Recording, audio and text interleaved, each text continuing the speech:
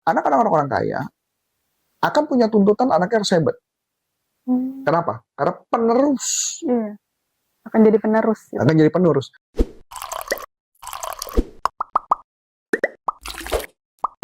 Halo NLPers, balik lagi sama aku Aulia di YouTube channel NLP for Business. Nah, kesempatan kali ini kita akan membahas gimana sih kalau misalkan kita punya depresi, gimana cara mengatasinya. Yuk langsung aja kita bahas dengan Coach Arif. Halo Coach. Halo. Udah penuh ya? Iya benar. Gue udah mulai penuh. Udah tadi syuting terus. Wah, ini udah yang ke-6 ya. Masih 5 lagi. Gimana? Gini Coach.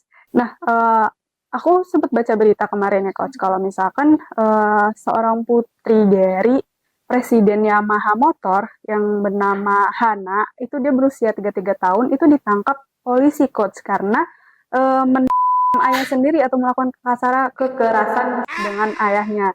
Nah, itu katanya sih diduga kalau misalkan melakukan tersebut sempat punya pengalaman kekerasan dari ayahnya. Dan juga menderita bipolar jadinya dia. Nah, terus kalau misalkan kita nih punya depresi yang seperti itu, pernah mengalami kekerasan juga, itu cara mengatasinya gimana sih Coach? Mohon maaf nih ya. Ini kalau saya juga kalau antara mau ngomong itu kadang-kadang juga sulit gitu ya. Kenapa? Karena ini juga pernah dibahas sama Deddy Corbuzier gitu ya kalau buat saya. Jadi maksudnya gini, kadang-kadang orang ketika menghadapi sebuah situasi tertentu atau seorang anak menghadapi situasi tertentu itu terlalu gampang rapuh gitu loh. Kalau saya bilang ini juga terjadi bukan hanya kepada orang kaya, karena yang ini kan Yamaha berarti kaya raya dong. Iya, betul. Itu juga terjadi kepada orang yang susah. Saya juga menemukan itu gitu loh. Jadi saya sih nganggapnya ini ya rapuh aja gitu loh, rapuh banget gitu loh. Saya pernah dengar cerita ya, ini cerita di dalam ruang terapi saya. Jadi ada seorang anak. Jadi seorang suami istri, dia belum punya anak. Biasalah ya, orang kaya pasti bayi tabung dan sebagainya. Dan akhirnya jadilah anak. Anak itu anak cowok. Dan anak itu dijaga luar biasa sama orang tuanya. Dijaga luar biasa. Dijaga dalam arti pengertian dari kecil sampai dewasa, sampai SMA itu dijaga. Pokoknya guru nggak boleh ada komplain, ada nilai jelek, nggak ada. Pokoknya you know lah, kayak Prince lah ya, duitnya dikasih semuanya, lu nggak boleh komplain lah ya. Pokoknya anak gua salah dibuat jadi bener lah, gimana ceritanya. Kan berarti dijaga ya? Iya. Kalau dijaga kan artinya menurut saya ini kan jadi barang yang rapuh ya. Takutnya senggol dikit jatuh pecah gitu loh. Nah jadi balik lagi ya, anak itu rapuh banget. Saking rapuhnya, anak itu kan kuliah lah akhirnya di Korea. Nah ketika kuliah di Korea atau di mana, Inggris saya lupa persis ya. Dia kuliah, setelah kuliah ternyata dia dapat bully dari teman-temannya. Tahu apa yang terjadi? Anak itu jadi katatonik. Katatonik itu mungkin nggak paham ya. Katatonik itu badannya kaku dari ujung kepala sampai ujung kaki lurus, tegak lurus, kaku, nggak bisa gerak, nggak bisa ngomong, nggak bisa gerak, bener-bener kaku. Dibawa ke dokter, dibawa ke psikologi, dibawa apa, nggak berhasil. Dibawa ke Indonesia, dibawa ke dukun, nggak berhasil. Yang bisa nangani adalah murid saya. Ya ada teknik yang kita pakai, teknik psikologi. Cuman saya mau kasih gambaran kenapa itu bisa terjadi. Yang kita bahas kan itu sebenarnya. Karena setiap orang ketika tidak mendapat tantangan, maka gampang pecah. Itu yang terjadi. Begitu juga kalau kita bayangin lah, ini adalah anak presidennya Yamaha. Berarti anak kaya dong. Iya, betul. Pertanyaan menarik. Bapaknya kan orang hebat ya. Kalau bapak orang hebat, biasa tuntutannya hebat loh. Kebayang nggak? Dia akan ngomong apa? Kurang lebih. kamu kok gitu sih? Kerjanya malas-malesan, cuma tidur-tiduran doang. Karena orang kaya. Iya. Nggak ngapa-ngapain, foya-foya dan sebagainya. Bisa jadi dong. Dan apa yang akan terjadi sama anak itu? Rapuh. Betul dong? Iya. Akhirnya apa? Gangguan kejiwaan. Karena tidak pernah dia apa-apain.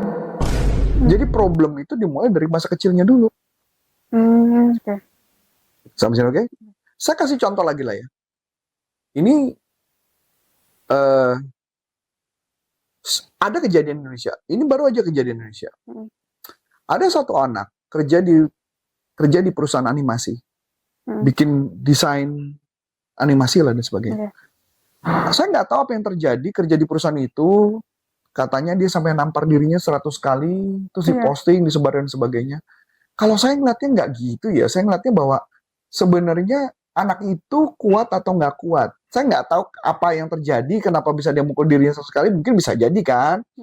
Modelnya metode coaching misalnya, contoh. Kalau kamu datang telat terus, apa yang akan kamu lakukan? Oh iya, saya akan nampar diri saya. Mungkin aja saya nggak tahu. Saya kan bisa aja ya, saya jadi pakai nggak tahu. Jadi maksud saya mau kasih tahu apa yang terjadi kepada orang karena rata-rata orang adalah hidupnya kaku gitu loh. Karena dia rapuh, makanya gampang pecah. Makanya sebenarnya kalau ditanya, kalau saya pribadi menjadi anaknya, ya menurut saya anak itu harus dilatih tentang kehidupan. Yang saya temukan, saya pernah nangani kasus anak-anak orang kaya dan rata-rata memang rapuh. Dan ketika mereka rapuh, kadang-kadang mereka melakukan dengan mabuk-mabukan, berantem di jalan, dan sebagainya. Itu adalah proses si anaknya sendiri, yang pendidikannya kurang tepat. Berarti apa pendidikan? Mungkin pendidikan agama, pendidikan seharusnya hidup seperti apa. Dan bagaimana dengan seorang ayah?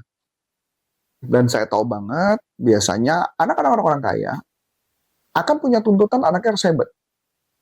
Kenapa? Karena penerus. Iya. Akan jadi penerus. Gitu. Akan jadi penerus. Jadi sama aja kayak contoh lah, anaknya raja punya pangeran. Pasti pangeran tuntutannya banyak dong. Iya. Nah, itu. Nah, jadi tinggal pertanyaannya adalah apa yang harus dilakukan sama orang tua mendidik anak kalau anak yang nggak mampu. Diproteksi anaknya tetap nggak mampu, ya nggak? Bisa nggak mengajak ngomong berdua? Kadang-kadang kalau orang mereka udah saling sibuk, mungkin ngomong berdua aja udah nggak pernah. Iya, benar. Benar nggak? Iya. Berarti punya waktu bersama keluarga menjadi bagian penting. Nah kayak gitu yang kalian nikmatnya. Jadi kalau mama saya menjadi coachnya mereka, tergantung siapa yang coachnya siapa nih. Kalau jadi coach bapaknya, pasti yang pertama saya akan suruh bapaknya maafin dia dulu. Yang kedua, saya akan minta anaknya untuk meluk bapaknya meluk anaknya dan minta maaf atas segala yang dilakukan. Dan kita akan maju ke depannya gimana. Kalau saya jadi coach anaknya, yang akan saya lakukan adalah untuk coba bisa menerima bapaknya dulu. Walaupun bapaknya keras. Dan ujung-ujungnya akan saya minta maaf. Mereka minta maaf dan pahami apa kekurangan dia yang harus diperbaiki. Itu dulu. Karena saya pernah menemukan beberapa kasus kayak gitu. Itu kalau yang saya jadi coach mereka. Berarti sebenarnya kalau misalkan orang tua juga bisa jadi seorang coach untuk anaknya ya? Ya, orang tua bisa jadi coach pada anak ya kalau orang tuanya belajar NLP kan. Tapi kan kalau kita bayangin kalau dia presiden Yamaha, berarti kan dia akan nge-push dengan berbagai cara supaya anaknya kayak gua gitu loh. Iya, karena banyak tuntutan harus ini, kamu harus ini. Jadi si anaknya ini jadi kayak langsung tertekan. Tertekan, terus kayak bisa depresi lah, segala macam, segala hal bisa dia lakukan gitu, walaupun menggunakan kekerasan juga. Betul. Ya di mana-mana kan orang tua kan pasti punya tuntutan ya. Saya even orang susah sekalipun kan orang tua tetap punya tuntutan kepada anaknya supaya anaknya lebih baik daripada dia. Iya, betul. Dan yang jadi masalah adalah anak itu sudah menikmati kekayaan dunia waktu menjadi seorang anak. Apakah hidupnya susah? Belum tentu. Kalau dia udah jadi, kalau orang atas. Bisa bayangin dong, pulang pergi diantar jemput. Iya. Mau makan apa aja ada. Tinggal nunjuk. Dia mungkin sibuk main game. Minta duit, Pak, minta duit berapa? 100 juta transfer. Bener gak? Iya. Ya jangan kita bilang, oh enak ya jadi anak orang kaya. Ya mereka juga tuntutannya gede loh dari orang tuanya. Jadi anak orang susah juga sama nggak enaknya. Intinya adalah orang tua bagaimana ngedidik anak supaya dia nggak rapuh. Agar bisa jalanin hidup Jalanin dari hidup, berbagai tantangannya. betul. Dan begitu juga saya kepada anak-anak saya adalah cuma ngajarin ke mereka bagaimana menghadapi kehidupan. Kayak contoh waktu kemarin anak saya sempat ngadapin challenge di skripsi. Dosennya, menurut saya benar. Dosennya benar. Tapi menurut anak saya enggak. Kenapa tuh Coach? Jadi dia ngerasa nggak benar, skripsinya diubah dan sebagainya. Saya bilang, enggak, itu bagian part hidup. Nggak bisa. Kalau papa yang jadi dosennya, pasti papa nggak akan gitu. Itu karena papa guru. Tapi kan kamu nggak, kan ketika bekerja nanti, kamu nggak akan ketemu orang yang semua kayak papa kan? Ya bener dong. Iya, Ya mungkin karena Oli juga belum pernah kerja di tempat lain kan. Kalau Adi udah pernah gitu ya.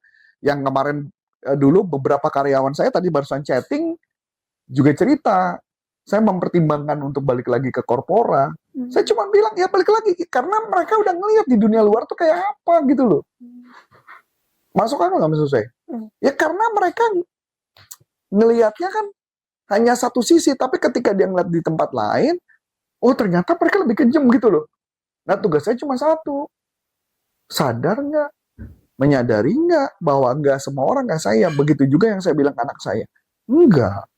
Itu yang kamu terima, itu baru seujung kuku.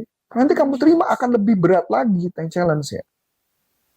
Ya, anak saya anak yang diberkati apapun yang terjadi pasti berhasil. Cuman tinggal pertanyaan mental emosional. Istilahnya kalau orang-orang di dalam istilahnya emosional intelijennya bagus apa enggak? Karena yang berkaitan hal itu adalah berkaitan dengan emosional intelijen. Iya betul. Dia bisa kelola emosinya nggak? Dia bisa handle emosinya nggak? Kebanyakan gagal. Karena dia tidak memahami emosional intelijen yang baik, dan NLP mengajarkan itu bagaimana caranya emosional intelijen. Orang yang mungkin lagi kesel, gimana cara kita ngomong sama mereka bisa terima kita, itu penting. Dan dia bisa ngelola pikirannya ketika mereka stres, ketika ada suara-suara di kepala apa yang harus dilakukan, itu emosional intelijen. Kepintaran, kecerdasan emosional. Orang pintar IQ tidak akan membawa mereka naik kemana-mana, tapi kepintaran emosional akan membawa mereka naik ke level yang berbeda. Karena bisa mengontrol emosinya. Bisa mengontrol emosinya. Dan bisa mengendalikan situasi. Wah, menarik nih. Jadi buat teman-teman nih kalau misalkan mau belajar banyak seputar NLP itu bisa banget nih. Apalagi trainernya dengan Coach Arifia langsung. Nah, mungkin cukup sekian dari aku, Aulia. Dan saya Coach Antoni Syarif mengucapkan terima kasih, sukses buat Anda, dan sampai jumpa NLP for Business untuk Indonesia. Bye-bye.